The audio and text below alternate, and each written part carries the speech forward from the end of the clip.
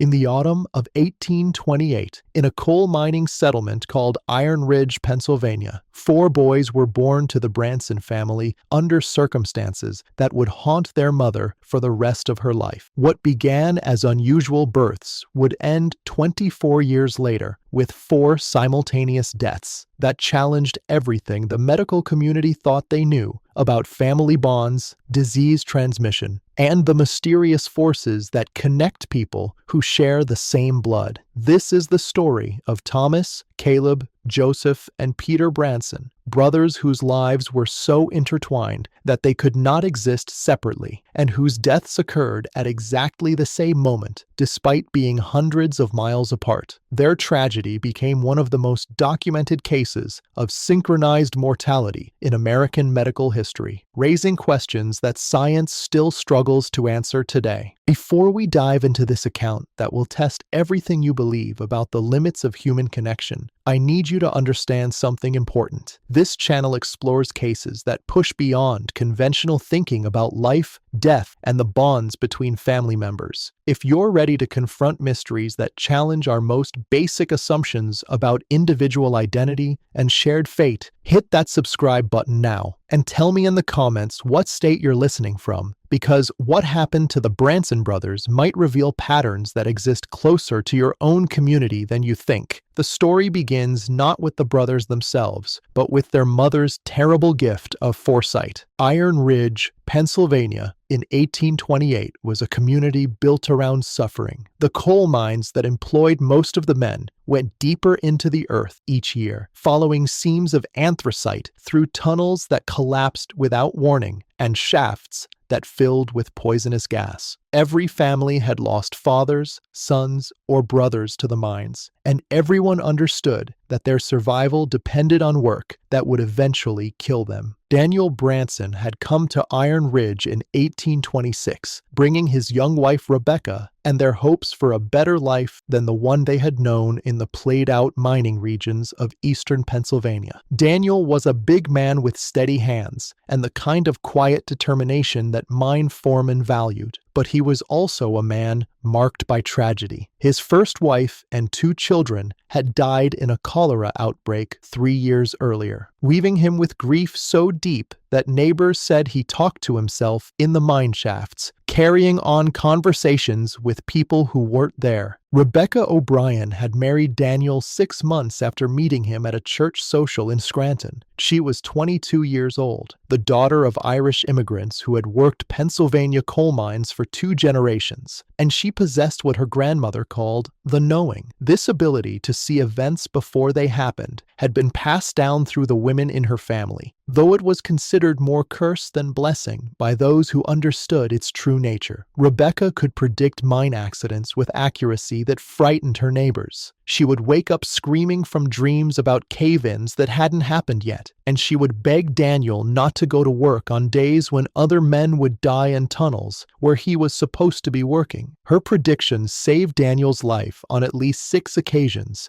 during their first 2 years in Iron Ridge, but they also isolated her from other miners, wives who feared that her gift might somehow bring bad luck to their own families. The Branson house sat at the edge of Iron Ridge, a 2-story wooden structure that Daniel had built on land that nobody else wanted because it was too close to the old cemetery. The previous owners had moved away after their well water turned black, and their children began having nightmares about people calling to them from underground. Daniel got the property cheap, but Rebecca knew from the moment they moved in that the house was wrong in ways she couldn't explain. She could feel the presence of people who had lived there before, miners and their families who had died in accidents, epidemics, and the slow poisoning that came from breathing coal dust for too many years. At night, she would hear voices speaking in languages she didn't recognize, and she would see shadows moving through rooms that should have been empty. But most disturbing were the dreams that began almost immediately after they settled in the house. Dreams about 4 children who would be born to her and Daniel, and the terrible fate that awaited them. In these dreams, Rebecca saw herself giving birth to 4 sons during a single night of labor that lasted until dawn. She saw the boys growing up together, so close that they seemed to share thoughts and feelings as if they were parts of a single person. She saw them leaving Iron Ridge as young men, traveling to different cities across Pennsylvania to build separate lives. And she saw them dying together on the same day, in the same hour, despite being hundreds of miles apart. The dreams were so vivid that Rebecca began preparing for multiple births even before she knew she was pregnant. She gathered extra blankets and baby clothes, arranged for additional help from neighbor women, and asked Dr. William Morrison, the town's only physician, to prepare for complications that might arise from delivering more than one child. Dr. Morrison thought Rebecca was being overcautious, but he had learned to take her predictions seriously after she had warned him about 3 different mine accidents that occurred exactly as she had foreseen. Rebecca's pregnancy began in the spring of 1828 and was marked by phenomena that made even experienced mothers uncomfortable. Her belly grew larger than it should have for the single child that Dr. Morrison detected, and she experienced cravings and symptoms that suggested she was carrying multiple babies. More disturbing were the physical sensations she described, feeling as if several different children were moving inside her at different times, each with distinct patterns of activity and rest. During the 7th month of her pregnancy, Rebecca began having contractions that would start and stop without progressing into actual labor. Dr. Morrison examined her regularly during this period and noted that her body seemed to be preparing for multiple births, despite his inability to detect more than one heartbeat. The contractions would occur in sets of 4, with distinct rhythms that suggested 4 separate children trying to be born at different times. The labor began on October 15, 1828, during a thunderstorm that lasted from sunset until dawn. Rebecca's contractions started at exactly 6 p.m. and continued with unusual patterns that Dr. Morrison had never observed in 30 years of delivering babies. Instead of the regular intervals typical of normal labor, her contractions occurred in groups of 4, with each group followed by periods of complete calm that lasted exactly 17 minutes. Thomas, the first baby, was born at 9:30 p.m. during a lightning strike that illuminated the entire valley. He emerged easily and without complications, but he was born in complete silence. No crying, no movement, just steady breathing and eyes that seemed to focus on everything around him with impossible awareness for a newborn. Dr. Morrison noted that the baby's vital signs were normal but unusual, with a heart rate that was slower than typical and breathing that was deeper and more regular than he expected. What made Thomas's birth truly strange was the effect it had on the weather outside. The moment he drew his first breath, the thunderstorm stopped completely. No more lightning, no more rain, just sudden silence that lasted exactly 30 minutes before the storm resumed with even greater intensity than before. Dr. Morrison also noted that every candle in the house began burning brighter the moment Thomas was born, giving off light that was whiter and more intense than normal candle flames produced. Caleb followed at 11:15 p.m., born during a period when the storm returned with wind that shook the house and rain that sounded like gunshots against the windows. Like his brother, Caleb was born in silence, with the same unusual vital signs and alert awareness that had characterized Thomas's birth. But Caleb's arrival was marked by different phenomena that troubled everyone present. Every dog in Iron Ridge began howling at the moment Caleb was born, creating a sound that could be heard throughout the valley despite the storm noise. The howling was unlike normal dog behavior, with all the animals producing the same low, mournful sound that seemed to follow musical patterns. The howling continued for exactly 1 hour, stopping abruptly when Caleb's breathing settled into a regular rhythm. Dr. Morrison later wrote in his medical journal that the howling was the most unsettling sound he had ever heard, describing it as a lament for something that had not yet been lost. a mourning for tragedies that had not yet occurred. Several neighbors later reported that the sound made them think of funeral dirges, though none could explain why dogs would produce such organized, purposeful vocalizations. Joseph arrived at 1 a.m., just as the storm reached its peak intensity. His birth was accompanied by phenomena that made everyone in the room question their sanity. Balls of light appeared near the ceiling, floating in patterns that seemed deliberate rather than random. The lights pulsed in rhythm with Rebecca's contractions, growing brighter as each contraction peaked and dimming as it subsided. Mrs. Catherine Murphy, the neighbor woman who was assisting Dr. Morrison, later swore that she saw faces in the balls of light, human features that looked like members of the Branson and O'Brien families, who had died in mine accidents over the years. She thought she recognized Daniel's first wife, Rebecca's grandfather, who had died in a cave-in, and several other relatives whose deaths had shaped both families' histories. Joseph, like his brothers, was born in silence, with the same unusual vital signs and alert awareness. But his birth was also marked by a temperature drop that left everyone in the room shivering despite the October heat. Frost actually formed on the windows, creating patterns that looked like intricate lacework. The cold was so intense that water left in basins began forming ice crystals, yet the baby seemed unaffected by the temperature change. Peter, the fourth and final baby, was born at 2:45 a.m., just as dawn was beginning to break through the storm clouds. His arrival was accompanied by the most beautiful sunrise anyone in Iron Ridge had ever seen, with colors that seemed too vivid to be natural, and light that felt warm and comforting after the night's strange events. But Peter's birth was also marked by the most frightening complication of the entire ordeal. Rebecca began hemorrhaging immediately after Peter's delivery, bleeding so heavily that Dr. Morrison feared she would die before he could stop it. The hemorrhaging started and stopped in patterns that seemed to correspond to Peter's breathing, intensifying when he breathed deeply and slowing when his breathing became shallow. It was as if the baby was somehow controlling his mother's condition through mechanisms that medical science couldn't explain. Dr. Morrison worked frantically to save Rebecca's life, using every technique he knew and calling upon prayers that his own mother had taught him years earlier. But it was Peter himself who seemed to resolve the crisis. At the moment when Rebecca appeared closest to death, the baby opened his eyes and looked directly at his mother with an expression of concentration that seemed impossible in a newborn. The bleeding stopped immediately and completely, never to return. The aftermath of the births left everyone who had witnessed them struggling to understand what they had experienced. 4 healthy babies had been born to a woman who had shown signs of carrying only one child. Each birth had been accompanied by phenomena that defied rational explanation. Most disturbing, the babies seemed to be connected in ways that went beyond normal sibling relationships. Morrison's examination of the 4 infants revealed characteristics that he had never observed in his medical career. All 4 babies had identical vital signs, despite being born at different times. Their heart rates, breathing patterns, and body temperatures matched exactly, as if they were parts of a single organism rather than separate individuals. When he tested their reflexes, all 4 would respond to stimuli applied to just one baby, reacting as if they shared a single nervous system. The babies also demonstrated synchronized behavior that troubled everyone who observed it. They would sleep and wake at exactly the same times, regardless of when they had last been fed or changed. They would cry in unison when one was uncomfortable, and they would calm down simultaneously when their needs were met. Most unsettling, they seemed to communicate with each other through soft sounds that weren't quite crying or cooing, but that appeared to carry meaning between them. Rebecca's recovery from the births was complicated by the demands of caring for 4 infants, but it was also aided by the baby's unusual behavior. They required attention at the same times, making it easier to feed and care for them efficiently. They seemed more content than normal babies, rarely fussing unless all 4 had the same needs simultaneously. It was as if their shared consciousness made them more self-sufficient than individual babies typically were. But Rebecca Rebecca knew from her dreams that her son's synchronization was both a blessing and a curse that would eventually destroy them. She could see their future as clearly as she could see their present, and she knew that their inability to exist as separate individuals would lead to tragedy when they tried to build independent lives as adults. As the Branson boys grew from infants to toddlers, their synchronized behavior became more pronounced and more complex. They learned to walk on the same day, spoke their first words simultaneously, and developed identical preferences in everything from food to toys. Neighbors who visited the family reported feeling unsettled by the children's tendency to move and speak in perfect coordination, as if watching a single person who had somehow been divided into four bodies. Thomas emerged as the natural leader of the group, though his authority seemed to come from consensus rather than dominance. When decisions needed to be made about activities or behavior, Thomas would pause and appear to consult with his brothers through glances and subtle gestures before announcing their collective choice. The other boys would immediately agree, but not in the way that younger siblings typically defer to an older brother. Instead, they seemed to have participated in a shared decision-making process. Caleb developed into the group's memory, able to recall details about people, places, and events with perfect accuracy. If anyone needed to remember a name, a date, or where something had been left, Caleb would provide the information immediately. But his knowledge seemed to include things he hadn't experienced personally, as if he had access to memories that belonged to his brothers and even to other people in the community. Joseph showed unusual sensitivity to people's emotions and hidden thoughts, often becoming upset when someone was sad or angry, even if they were hiding their feelings successfully from adults. He would refuse to go near certain visitors, apparently sensing something about them that made him uncomfortable, and his instincts were invariably accurate. People whom Joseph avoided would later prove to be dishonest, dangerous, or harmful to the family in some way. Peter developed the ability to predict events, particularly accidents and changes in weather. He would become agitated hours before mine disasters, refuse to play in areas where injuries would later occur, and insist that the family prepare for storms before any clouds appeared in the sky. His predictions were so reliable that Rebecca learned to make plans based on Peter's behavior, often changing family activities or taking precautions when the youngest boy showed signs of concern. By the time the boys were 5 years old, their reputation had spread throughout the coal mining region of western Pennsylvania. Families would travel for miles to bring sick children to see them, believing that the brothers possessed healing powers. While the Branson boys couldn't cure diseases or repair injuries, they did seem able to provide comfort and hope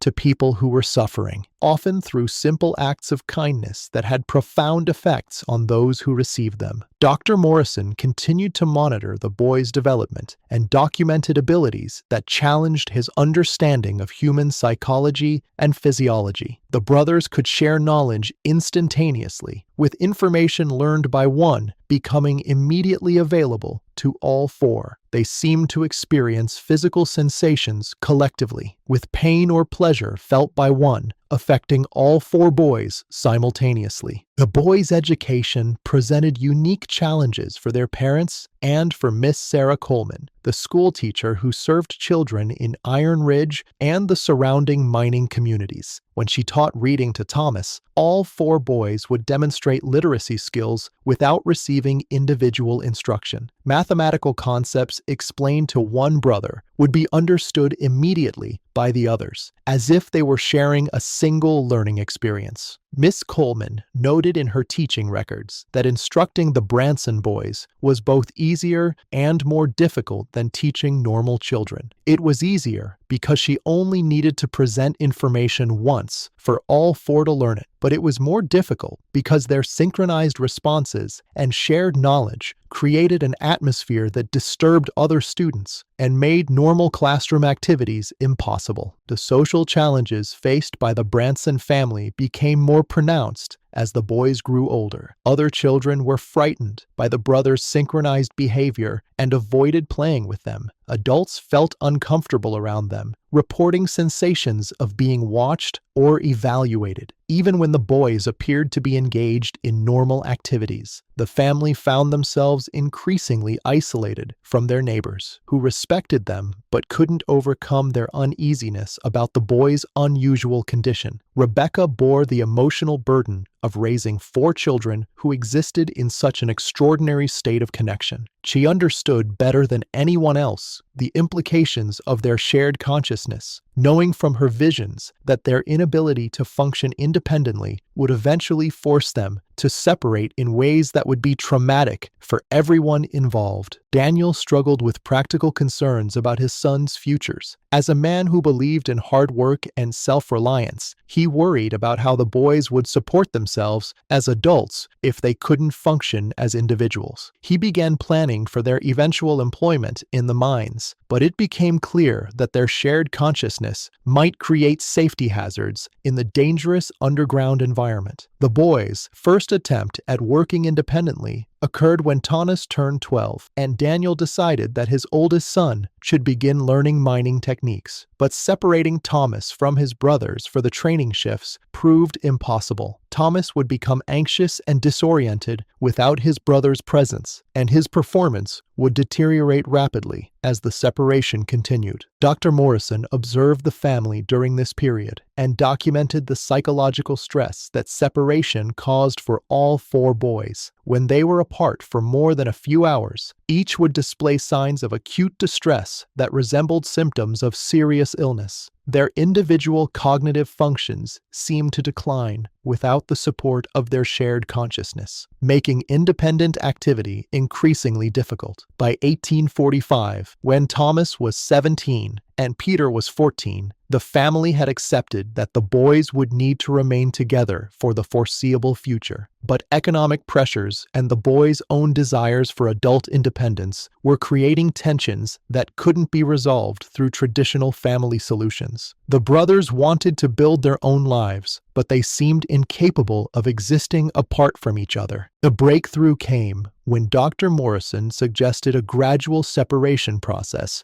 that would allow the boys to develop individual coping mechanisms while maintaining their underlying connection. He drew it up like a campaign: short forays, timed returns, written reflections. In his ledger, he titled it The Intervals. The plan involved brief separations that would be extended over time, allowing each brother to strengthen his individual identity while preserving the shared consciousness that seemed essential to their psychological stability. They began in the Branson parlor with trial drills. One boy would sit with Rebecca at the kitchen table, the other 3 in the front room with Daniel, and for 10 minutes, they were forbidden to look at or speak to each other. If panic rose, the cold flush, the buzzing in the ears, the sense that a limb had been misplaced, the boy was to breathe in 4s, 4 slow breaths, count to 4, name 4 objects in the room. After each drill, they compared notes. What did you feel first? What did you think you heard? Did the other's thoughts arrive like a voice or like a pressure? Dr. Morrison collected the answers and, with the boys' permission, made a list of warning signs to watch for. A ringing high in the skull, a blank spot in memory, like a missing step in a staircase, a sudden metallic taste on the tongue, a shared twinge under the left shoulder. Then they pushed the distance. One boy at a time would walk the path to the old bridge over Miller's Run and stand there, alone, for as long as he could manage, while the other 3 stayed home.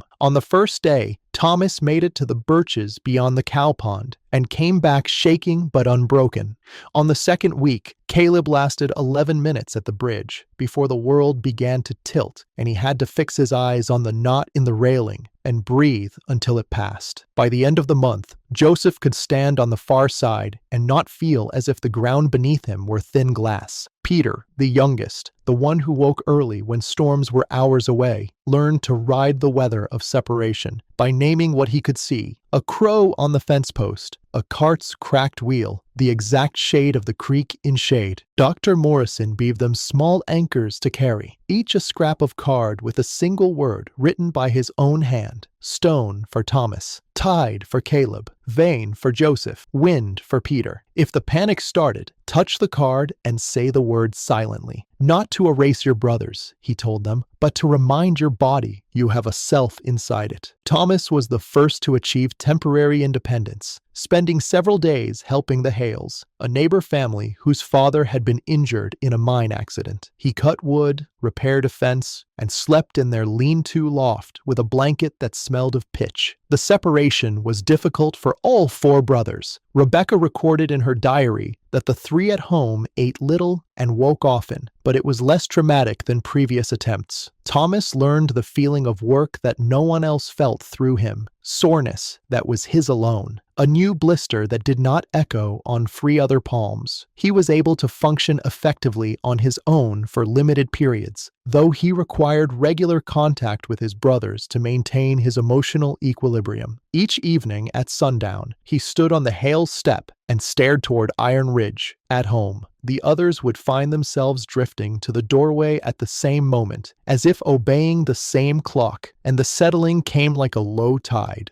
They formalized the practice. On Mondays, Thomas would walk out to the old quarry and sketch its broken wall. On Wednesdays, Caleb would go to the post road and exchange a word with the teamster, repeating it when he returned to prove he'd held it in his own mind. On Fridays, Joseph went into the slope with Daniel for an hour with no brothers near, training himself to listen to the rock without three other pairs of ears. On Sundays, Peter climbed the ridge and sat with a shepherd dog that belonged to no one, reading weather off the line of the trees. They called these the 4 hours, then the 8, and later the 11s, after the minutes they could bear before the symptoms began. The success of Thomas's trial separation encouraged the family to believe that the other brothers might also be capable of developing individual autonomy under the right circumstances. Over the following months, each brother experienced periods of temporary independence that gradually prepared them for the possibility of building separate adult lives. There were setbacks. Once, while Caleb was in the next township learning to tally grain for a merchant, Joseph felt a sudden hollowness and dropped his slate in Miss Coleman's schoolroom. On the very same breath, Peter stood up and walked outside without knowing why. But there were also quiet triumphs. Joseph spent a whole day with a surveyor who came through Iron Ridge, learning the patient reading of lines and angles, and returned with a tiredness that belonged only to him. Peter volunteered 2 nights at the blacksmith's, pumping the bellows alone, letting the rhythm settle itself in his arms without borrowing his brother's strength. By 1847, all 4 Branson brothers had demonstrated the ability to function independently for days at a time, though they still preferred to remain together and showed signs of distress when separated for extended periods. They kept 4 small notebooks, Thomas's with smudges of graphite, Caleb's neat and columned, Joseph's margins dark with quick sketches of faces, Peter's crowded with weather signs, and in them wrote what they noticed when they were apart. Thomas wrote, "Ate bread alone, and it tasted different, heavier." Caleb wrote, "I forgot where we left the handsaw, and then remembered without reaching for anyone." Joseph wrote, "A man at the store lied about the weight of the flour. I felt the lie like a cold draft." Peter wrote, "Wind from east before dawn, and I knew without asking that Thomas had woken early too." Their success in developing individual capabilities created opportunities for employment and social relationships that hadn't existed during their childhood years of complete psychological fusion. There was a new courtesy among them too, a way of giving each other a little space in the doorway, a slow count before answering a question, so the answer could come from the brother who had been asked, and not from the chorus they had been all their lives. "We are still we," Rebecca wrote, "but now each we has an I that can stand for a few hours without leaning." Thomas left Iron Ridge first in 1848, traveling to Pittsburgh to find work in the steel mills that were transforming Pennsylvania's industrial landscape. The leave-taking was plain: bread wrapped in cloth,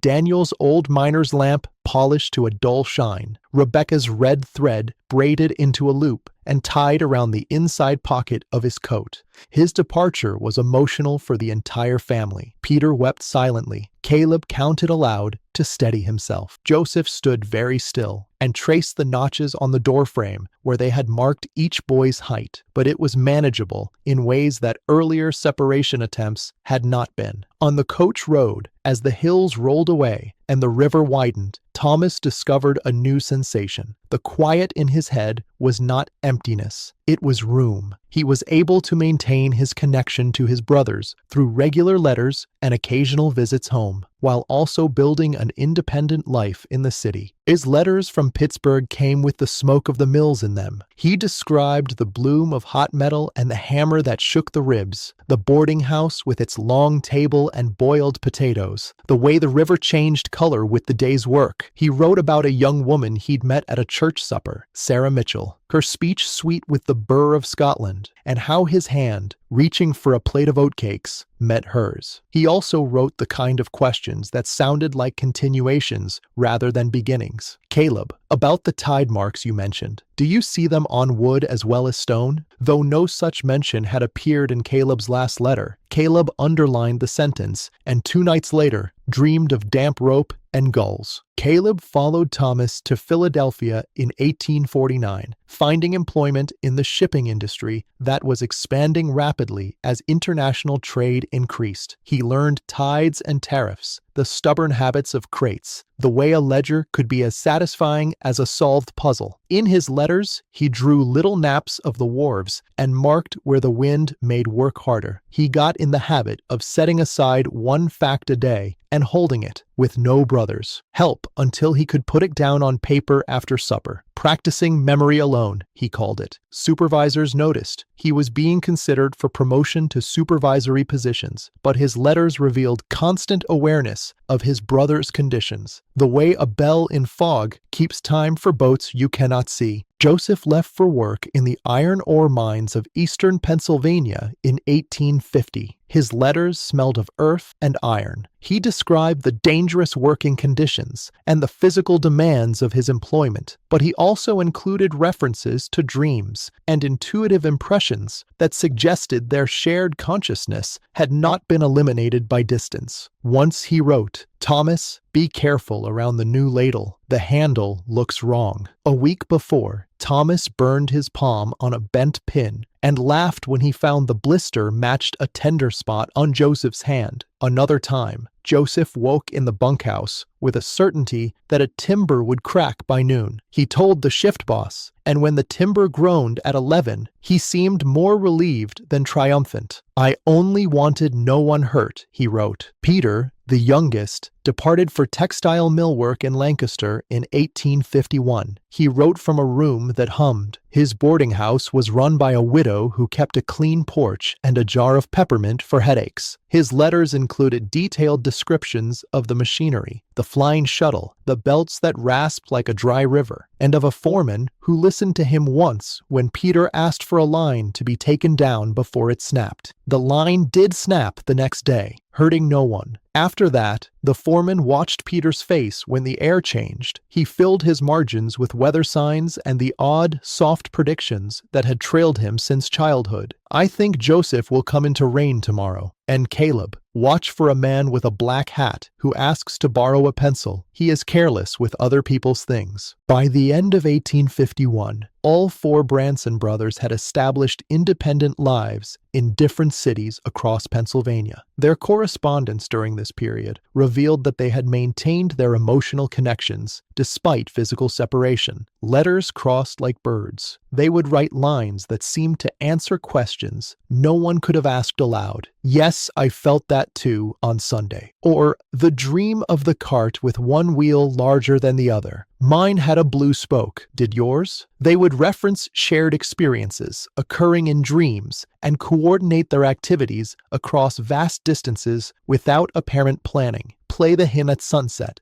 Thomas wrote once. And in 3 cities and the old house at Iron Ridge, 4 voices found the same notes without ever having agreed on a tune. Thomas's letters from Pittsburgh described his success in steel mill work and his marriage to Sarah Mitchell. He wrote about his job responsibilities, his living conditions, and his hopes for the future. But he also included detailed questions about his brother's experiences and expressions of concern for their well-being that suggested ongoing emotional connection. "If you feel fate for no reason," he told Peter once, "drink and sit. It may be me, and I will do the same for you." When Sarah quickened, he told them on the same day he told her parents. He pressed a buttercup in the letter, and 3 nights later, Joseph dreamed of yellow light underwater. Caleb's correspondence from Philadelphia showed similar patterns of independent achievement combined with continued family loyalty. He wrote about entire shiploads, new contracts, the way a storm could keep a harbor silent as a held breath. He admitted to worries too, and they were not always his own. "Thomas, if you have chest pains at the mill, do not ignore them. Peter, go home early on Wednesday." Often the cautions proved useless, but often enough not. Joseph's letters from the iron ore mining region were spare, written in a slow hand after long days. He worried little about himself and much about others. He included references to dreams and intuitive impressions about his brothers. He would mention concerns about Thomas's health or Caleb's work problems that would later be confirmed by letters from his brothers. When men in his camp mocked his warnings, he shrugged and kept his work. "If a man will not step left when the earth tells him to, nothing I say will push his foot," he wrote. Peter's correspondence from Lancaster had the hurried energy of a younger man learning to be quick and careful at once. His letters contained predictions about his brother's futures and expressions of concern about dangers that he sensed they were facing. He confessed to loneliness more than the others did. "When the looms stop," he wrote, "the silence inside my head is louder. I am practicing bearing it." The first signs of the tragedy that would reunite the brothers in death appeared in the spring of 1852, when reports of cholera began reaching Pennsylvania from Atlantic coast cities where the disease had arrived on ships from Europe. Notices went up on boards. Advice handbills passed from hand to hand. Boil water, burn tar, keep to higher ground if you can. Cholera was particularly feared because of its rapid progression and high mortality rate, with victims often dying within hours of showing the first symptoms. People began to speak in a different register, as if sound itself could carry illness. The disease spread inland through transportation networks and commercial connections, reaching Pennsylvania's industrial centers during the summer of 1852. In Pittsburgh, Thomas described a wagon that did nothing but carry the sick, and the way the riverfront smelled of lye. In Philadelphia, Caleb tallied fewer crates and more coffins, noted ships held off the wharf until sunset, men muttering about miasmas. In the mining camps, Joseph wrote of wells no one trusted and the sudden white of quicklime. In Lancaster, Peter told of girls fainting at the looms and of vinegar rags tied at mouths and noses. Thomas's letters from Pittsburgh in June 1852 revealed his growing concern about the epidemic's spread through the city's industrial districts. He described the deaths of co-workers and neighbors, the fear that was spreading through working-class communities, and his efforts to protect his wife, Sarah, who was pregnant with their first child. He carried water only from a particular barrel, boiled it until it rattled the lid, and cooled it with the patience of a man counting heartbeats. Caleb's correspondence from Philadelphia showed similar concerns about the disease's impact on the shipping community where he worked. He wrote about entire families being wiped out within days of showing symptoms, and about the measures that employers were taking to protect their workers from infection. He began walking home by a longer, windier route simply because the air moved more there. Joseph and Peter reported similar conditions in their respective locations, creating a pattern that would prove significant in understanding what happened to them. All 4 brothers were living in communities that were experiencing severe cholera outbreaks, and all were working in conditions that exposed them to infected individuals and contaminated environments. They tried, each in his way, to keep the others calm. "We have walked in worse weather," Peter wrote. "Hold steady," Thomas answered. "Wash your hands and do not share cups," Caleb insisted. Joseph wrote only, "If one of us falls ill, listen closely." But what made the Branson case unique was not their exposure to cholera, which affected hundreds of thousands of people during the 1852 epidemic, but the synchronized nature of their infection and death. On the night of July 21st, clocks in 4 places lost 4 minutes and then regained them. At Iron Ridge, Rebecca woke from a dream of rain under a roof that didn't leak and heard 4 soft knocks at the door, though no one stood there. On July 22nd, 1852, all 4 brothers contracted cholera at exactly the same moment, despite being hundreds of miles apart and having no contact with each other for weeks. Thomas Branson was working at his steel mill station in Pittsburgh when he suddenly collapsed at 11:15 a.m. The hammer had just come down. The floor trembled. He turned to say something about the weekend to a man named McAndrews and folded at the waist as if the strength had been pulled from him, like a pin from a hinge. Witnesses reported that he had been in perfect health moments earlier, discussing weekend plans with fellow workers and showing no signs of the gradual onset that typically preceded cholera symptoms. Without warning, he began vomiting violently and complained of severe abdominal cramps that left him unable to stand. At precisely the same moment, 300 miles away in Philadelphia, Caleb Branson doubled over in pain while supervising cargo operations at the city's busy port. He had just signed a manifest for a schooner and was lifting his hand to shade his eyes. His foreman later testified that Caleb had been working normally all morning, reviewing shipping manifests and coordinating work crews with his usual efficiency and attention to detail. Joseph Branson, working in the iron ore mines of eastern Pennsylvania, collapsed underground at exactly 11:15 a.m., frightening his fellow miners, who initially thought he had been injured in an accident. He had said, seconds earlier, "Hold," as if listening for a sound no one else could hear. When they reached him, they found that he was suffering from the characteristic symptoms of cholera, though he had shown no signs of illness when he entered the mine that morning. Peter Branson, operating textile machinery in a Lancaster factory, suddenly stopped working and sat down on the floor at exactly 11:15 a.m., telling his supervisor that he felt as if he were dying. The factory foreman noted the exact time because Peter's sudden illness disrupted production schedules that were carefully timed to meet shipping deadlines. In the heat and lint of the room, the young man's face had gone the color of ash. Dr. Samuel Morton, who treated Thomas in Pittsburgh, documented symptoms that progressed with unusual rapidity. Thomas had developed severe dehydration, violent vomiting, and the characteristic rice water diarrhea of cholera within minutes of his collapse. The speed of symptom development was remarkable, even for a disease known for its rapid progression. Dr. Marcus Webb, who examined Caleb in Philadelphia, reported identical findings at exactly the same times that Dr. Morton was observing them in Pittsburgh. The synchronization of symptom development across hundreds of miles suggested that the brothers were experiencing a single illness distributed across 4 separate bodies. Similar reports came from the physicians treating Joseph and Peter in their respective locations. All 4 brothers had developed identical cholera symptoms at the same moment and were progressing through the disease at exactly the same rate. Their temperatures rose and fell in unison. Their symptoms intensified simultaneously, and their responses to treatment followed parallel patterns that defied medical explanation. More than one attendant in more than one city wrote that the afflicted man said the same sentence, word for word, in different rooms. "Tell mother I hear the rain, ... The final hours of the brothers' lives were marked by phenomena that witnesses would never forget. As their conditions deteriorated, all 4 began speaking as if their brothers were present with them. Thomas, attended by his wife Sarah and Dr. Morton, spent his last hours describing scenes that seemed to involve all 4 brothers together. "Caleb, do not argue with the tide," he said once, and smiled. "Joseph, it was the 3rd timber from the mouth that would have gone." Peter, keep the red thread. It keeps more than you think. His wife later testified that Thomas seemed more lucid during these apparent conversations with his absent brothers than when responding to people who were actually present. Similar reports came from Philadelphia, where Caleb's landlord observed him having animated discussions with invisible companions throughout the night before his death.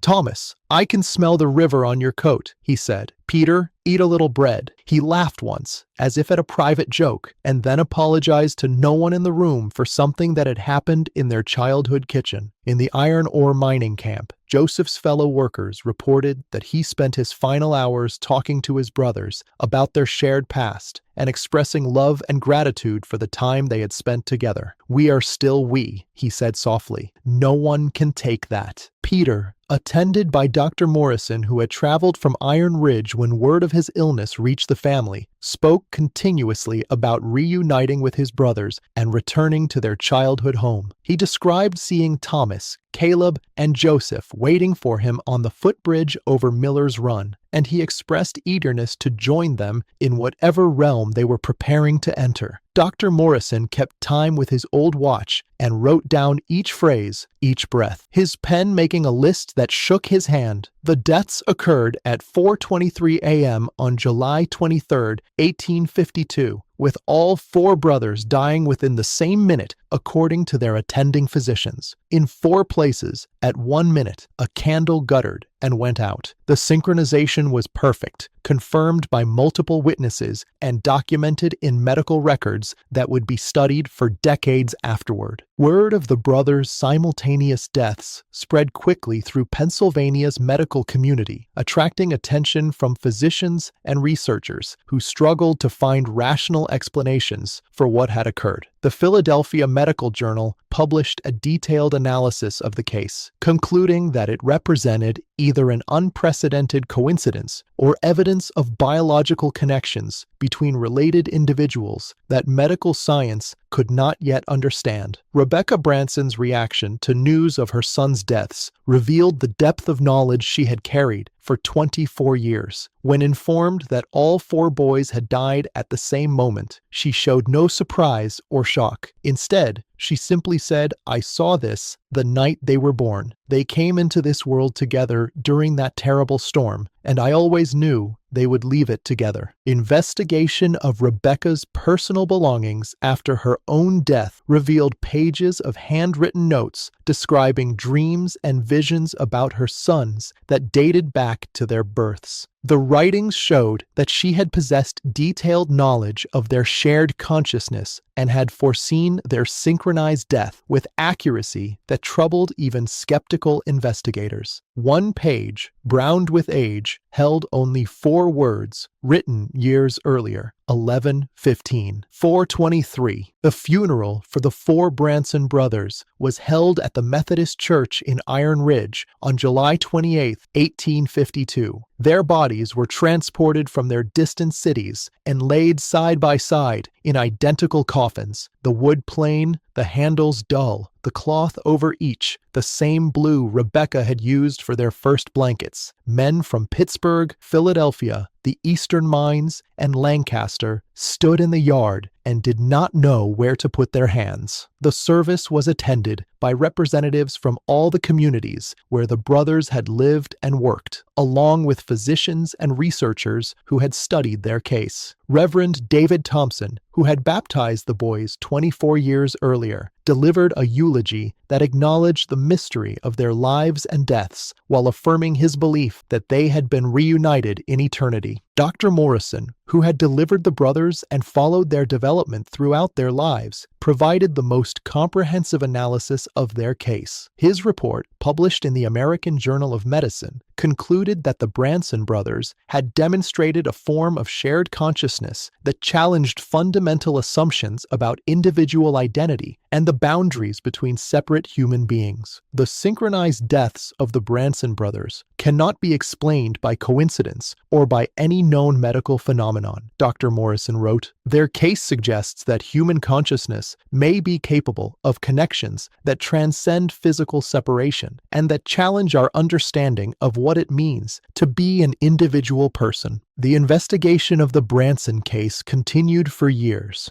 with medical researchers debating possible explanations for the synchronized deaths. Some proposed genetic factors that might have made all four brothers equally vulnerable to cholera, while others suggested psychological connections that could have triggered simultaneous responses to distant illness. But the most thorough analysis, conducted by a team of physicians from Jefferson Medical College, concluded that no conventional explanation could account for the precise timing and identical progression of the brothers' illnesses. Their report acknowledged that the case raised fundamental questions about the nature of consciousness, identity, and the mysterious bonds that can exist between people who share the same blood. The Branson brothers' story has continued to influence medical research and scientific thinking about consciousness, genetics, and family relationships. Their case remains one of the most compelling examples of synchronized death in medical literature, challenging our understanding of individual identity and suggesting that human connections may operate according to principles that science has yet to fully discover. Modern researchers studying consciousness, quantum entanglement, and genetic influences on behavior often reference the Branson case as historical evidence that human beings may be capable of connections that transcend conventional understanding of physical separation and individual identity. Their synchronized death serves as a reminder that the deepest human bonds may operate according to laws that our current science can barely imagine. What do you think about the Branson brothers' extraordinary story of shared consciousness and synchronized death? Do you believe it's possible for family members to remain connected through mechanisms that science doesn't yet understand? Have you ever experienced connections with loved ones that seem to transcend normal communication? Share your thoughts in the comments below and let me know if you've heard of similar cases in your own family or community. If you found this mystery as compelling as I did, make sure to subscribe for more stories that challenge everything we think we know about human consciousness and family bonds. Hit that notification bell so you never miss these investigations into America's most puzzling historical cases. And remember, the most profound truths about human nature often hide in stories that seem too extraordinary to believe.